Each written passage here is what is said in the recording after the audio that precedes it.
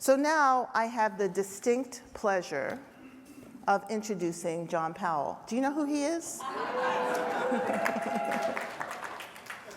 So I'm going to skip all the things that you can read about him, his titles, his accomplishments, all of those kinds of things. If you don't know them, they're so easily available to you. What I do want to talk to you about, aside from the fact that if you haven't read his book, Racing to Justice, have you read that book? Yeah. If you haven't read that book, you need to read that book. That's all I can say. There's so much amazing information in there. It completely changed how I thought about so many things. But I want to talk to you about is his spirituality, his practices, his concept of self, his empathy that stems from his spiritual practice. So clearly John has a brilliant mind, yes? Yes. But he also has a shimmering heart. Yes. And he is truly, truly an integrated visionary with a talent for connecting disparate ideas that both question and embrace what does it mean to be fully human. He has been quoted as saying, listen to this, if we really get quiet, we're able to see different expressions of ourselves come forward. And this reminds me of that expression, Ubuntu. You are my other me. Without you, I don't really exist. And it's known that meditative practices can bring insight, but John has this amazing passion that is also quiet and potent. He embraces paradox in everything that he does. So please help me welcome, with all the love in your heart and all the respect that you have, for Dr. John Powell.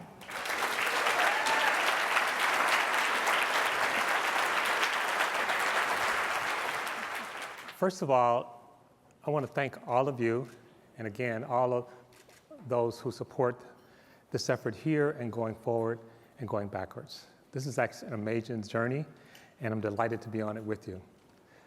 But I want to take a minute and just acknowledge that in Nepal yesterday, there was an earthquake, and at this point, I think over 1,000 people have been counted dead. So if we could just take a moment to acknowledge the loss of our sisters and brothers in Nepal.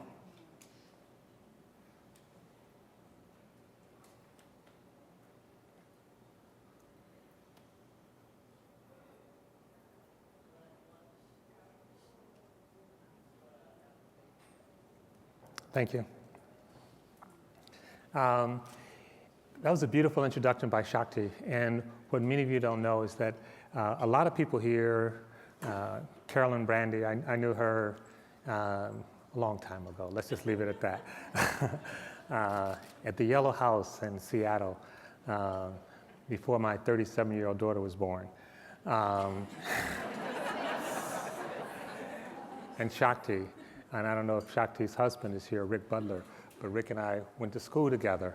And I couldn't believe years later that he had grown up to be a filmmaker, working with Shakti, who's a fabulous filmmaker. And many of you, Paul Moore and Gerald Lenoir, people I've known over 40 years. So it's wonderful to see all of the old friends and new friends come together as we really try to make an impact on what's going on and create a belonging world that's real. And so that's what this is about. This whole conference is about othering and belonging. And in some ways, I would say that's the problem of the 21st century.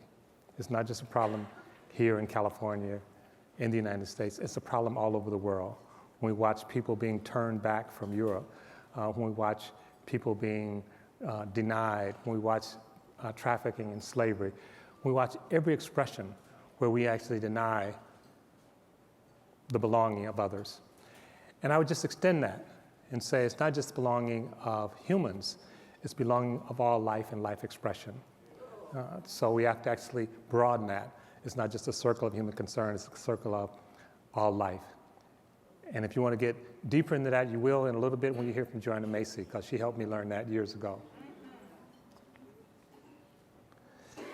We're going through some interesting times right now. And there's a book by Samuel Huntington called Who Are We? And I want to strongly encourage that you don't buy the book. If you want to buy a book, buy Jeff Chan's book, Who We Be. Now, those two books are at extremes in some ways. Some of you may know Jeff. I don't know if he's here today, but Jeff writes about the colorization of America, what's happening of America, and the anxiety as we become more diverse. But so does Samuel Huntington. But Samuel Huntington writes about it as like, ah! Too many brown people, too many brown people. But he represents something in America. He represents a hardcore conservative reaction to a growing diversity. He writes about the anxiety that's actually going across our country right now. And he does see it as a threat. He talks about basically losing America. The people who say taking back America, they're not talking about taking it back from corporations, they're talking about taking it back from people who don't look like them, people who they think of as others. Whereas Jeff talks about the changing of America and actually building something where there is no other. So in a way, we're dealing with three strong separations. And these separations are all, in some ways, of the same cloth, but it's also useful to talk about them separately. One is the separation from ourselves. Another is the separation from the other, or the person we call the other. And the third is the separation from the earth. And these separations go back to the Enlightenment. This has actually been what Western society has been about. It's been about building and celebrating separations. The reality is that we're not separate. We are deeply connected to each other. But how do we actually learn to celebrate that, to exercise that muscle, to recognize it? We are connected, but how do we actually live that connection? And what we do is we figure all these ways to pretend we're not connected. Our sexual orientation, our race, our gender, our age, our language, our disability. We use all these things to try to pretend that we're not connected. And when we pretend we're not connected, we're in the process of othering. We're in the process of denying not only someone's humanity, but denying our own humanity and denying our connectedness. And the thing that scares Samuel Huntington is that we're connected. The reason the right wing is against Social Security is not because of what it costs, it's because it's social. It connects us. So anything that talks about our connectivity is a disturbance. Now, this doesn't just happen on a conscious level, this happens on an unconscious level. And the interesting stuff about the unconscious is also social. And you'll hear from Rodolfo a little later today about the unconscious. So we have these large structures where we're actually seeing that we're deeply connected. And we also have mind science that's talking about how the mind works, not the conscious mind, which is quite small. If we talked about processing information, we process about 40 bits of information a second consciously. And in that same second, we process 11 million bits of information unconsciously. So the unconscious is doing all the work.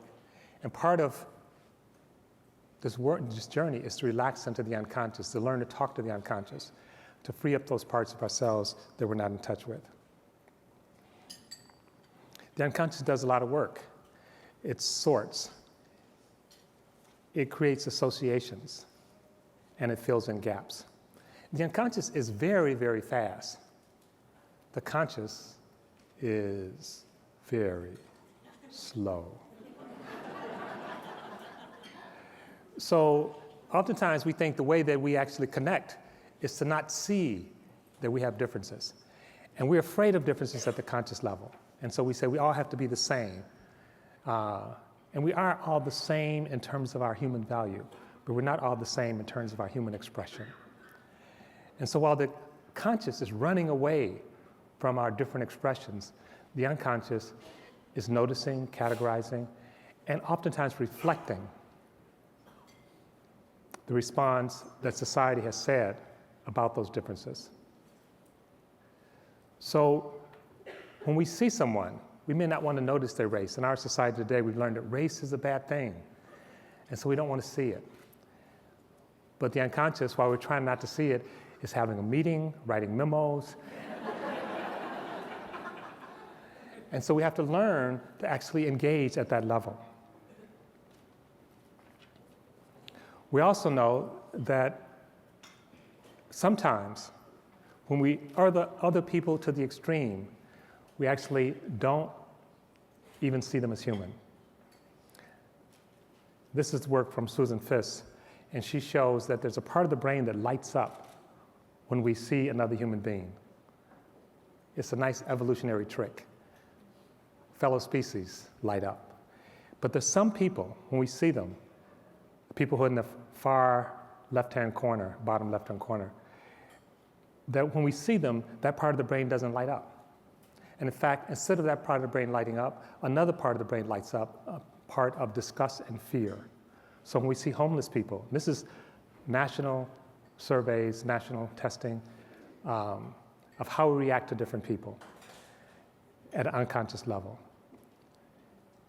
And the Dalai Lama, in a book that he's written, he talks about engaging experiment with someone where they see someone homeless, the part of the brain doesn't light up. And then they say, what kind of vegetables do you think that person likes? And the part of the brain lights up. All of a sudden, the person is human again. So we have to be very conscious of how we actually engage in processes, individually and collectively, to other. It's not just a mental process, it's also a structural process. So think about things like apartheid. What is apartheid but other than saying apartheid means separation? You're not part of this community. You're not a part of who we are. Think about how we used to lock up people who were disabled and put them off someplace because it made us uncomfortable. Think about the continued segregation in housing and schools all across the country and right here in the Bay Area. All these are structural expressions of saying, you don't belong. Think about young Black and Latinos being shot every day in the United States by police. And one part of the response is, Black lives matter. What they're saying is, we belong. We belong. And the killing is an extreme expression of saying, no, you don't. Your life doesn't matter.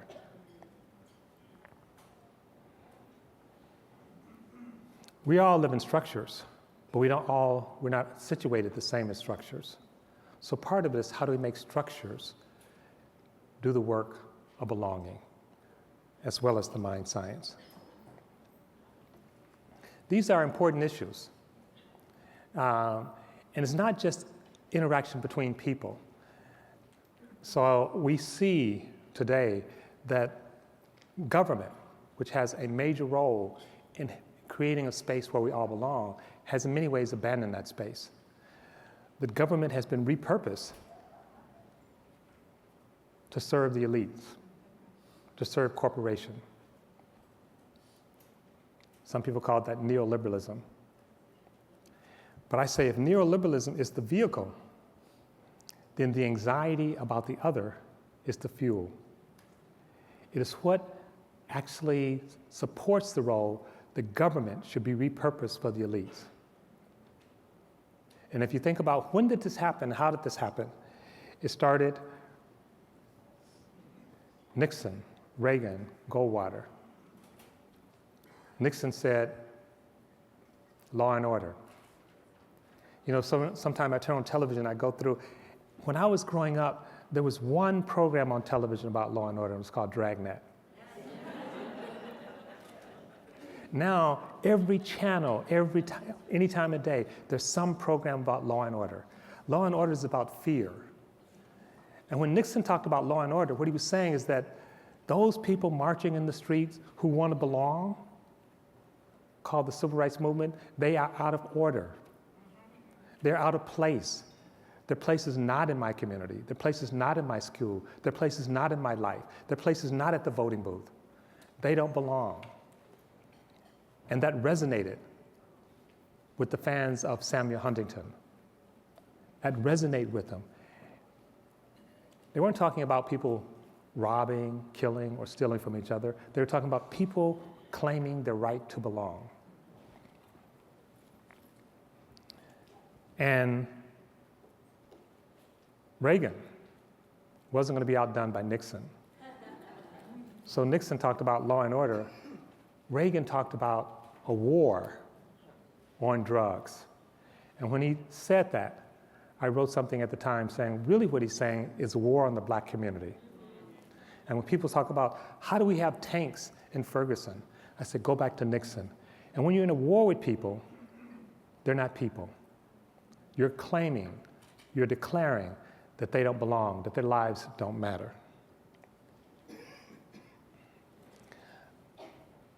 We're not just dealing with issues interpersonally, we're dealing with an economy that's extremely rigged toward the elites. We're talking about an economy that's corporate, a financial economy. But when we think about this economy, we think about who we are. We can think of ourselves as economic beings. And I say, we're human beings, not human havings. So our identity is not just around what we have, but it's also around who we are. So we have different ways of sort of organizing our being around the economy, around power and agency and politics, and around who we are. And that last one, in some ways, is the least developed.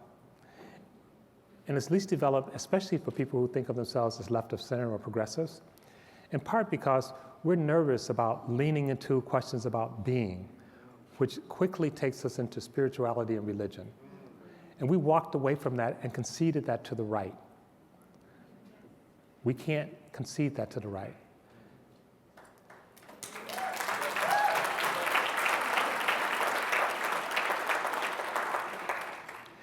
When you look at the economic inequality in the country, and I know you probably can't make sense of this chart, but the gist of it is that before we had economic polarization, we had political polarization. And the political polarization started in the 1970s. It started in response to the civil rights movement and the anxiety that conservative whites were feeling about blacks and then Latinos and other groups claiming to belong. And the political polarization then created the economic polarization. And the attack in terms of economic polarization wasn't just on people, it was on the government itself, the role of government to help people. And so we had a repurposing of government. And so now we think government can't do anything. As Reagan said, government's not the solution, it's the problem. And we oftentimes say, well, you know, government is too big, or we talk about deregulation. And it's not really deregulation, because there have been thousands and thousands of new regulations, but they're mainly to protect capital.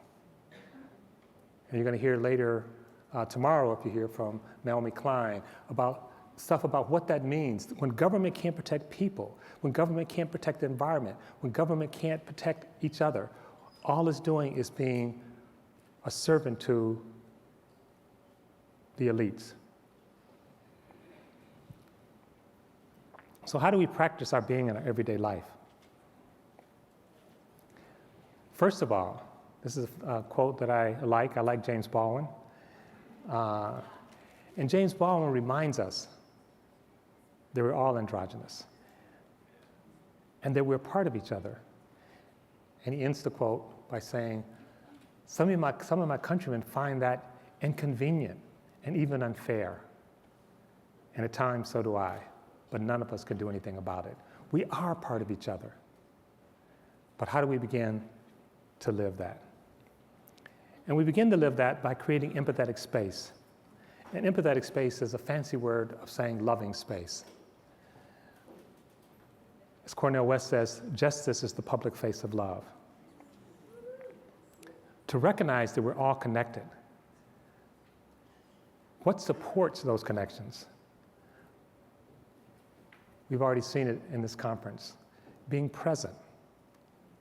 And it's not easy to be present, because being present also means, as Andrew suggested last night, being present with pain, being present with difficulty, not just being present with nice stuff. being loving and caring, and being vulnerable. If we open up our hearts, we will experience more pain, but we'll also experience more joy. And as Joanna has taught us many times, to co-create together. Our process of being here in the world is not just to live in it, it's to co-create something better. This is the circle of human concern, or the circle of life concern. And we actually can see, as I showed you earlier, who's in the circle and who's not. Literally, some people are not seen as human in our society. And if you don't see people as human, if you despise them, you will not pass policies to actually benefit them. Even if those policies would save money, you want to punish them. There was an experiment done where they polled people and said, what do you think of letting people in prison get a high school or college degree? People said, no, not a good idea. Then they asked us, from the same pool, they asked people a second question. What if we make people in prison get a high school or college degree? I'm for that one. Not what it costs, it's like they're other. How do we punish them? So we can punish them by making them go to college? Yes. So we need to have a circle of human concern with no one outside the circle, no one. And we had a meeting yesterday, and at the end of the meeting, people were saying, what about the Koch brothers? And I know that's hard. And I'm not saying we have to embrace their policies. I'm not saying we have to embrace their politics, but we can't deny their humanity. No one's outside the circle of human concern. Whether you're black, whether you're white, whether you're disabled, whether you're gay, whether you're straight, whether you're a crook, no one's outside the circle of human concern. It doesn't mean we tolerate all activity, but we celebrate our shared humanity. The problem is, in our society, we put corporations in the center of human concern. And when we do that, all people outside the circle of human concern. We have societies that are not structured to actually serve people.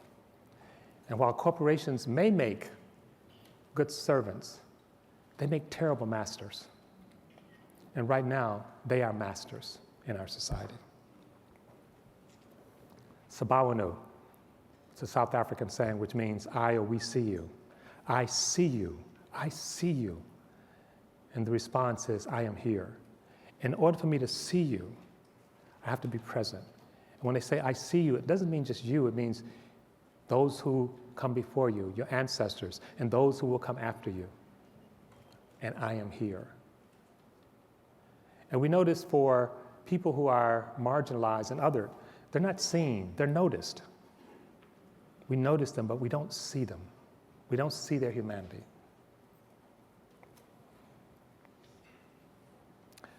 So we have to work at all these different levels. And it's not an easy task. And even after we acknowledge that we're related, there's a question as to what are the right relationships? Because a master and a slave are related. But it's not the right relationship. An abusive husband and an abused wife are related, but it's not the right relationship. How do we actually begin to build, think, and tell stories about the right kind of relationships? How do we actually make sure that people are seen in our stories, that we're not closeting people? I'm going to end, but I'll tell you a quick story. I'm sitting at home years ago watching a television program with my daughter, and it's a horror movie. It's a bad horror movie. I don't know if they're good horror movies, but this one was especially bad. And there's a young white girl, blonde, and she was in the house with the monster. And the monster's in the closet. You know those movies with the monsters in the closet? So she gets ready to open the door, and my daughter goes, ah! And I said, don't worry, nothing's going to happen to her. And she said, have you seen this movie before?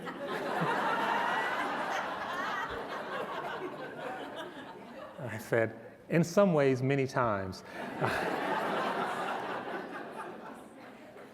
And then the Latino pizza guy shows up. And I say, that's the monster's food. And of course, he gets eaten by the monster right away. And my daughter's saying, how did you know?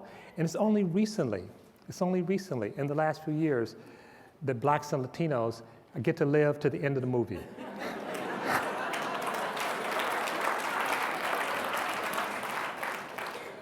So it's also how we tell stories, it's how we do dance. It's important to learn to love. And one of the things that Joanna Macy taught me years ago in one of her powerful books, World as Lover, World as Self. Again, it's not only important to love ourselves and close up and personal, it's important to love the world because the world is ourself. So this conference is about reclaiming and living and practicing belonging, where no humans and no life are outside the circle of concern. Thank you.